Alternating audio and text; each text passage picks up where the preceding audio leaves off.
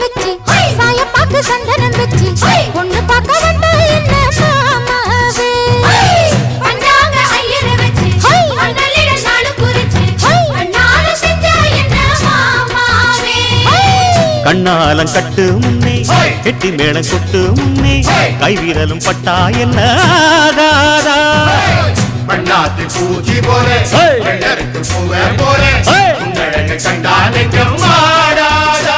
அடி மஞ்ச கிழங்கே சிறு இன்ப கிழங்கே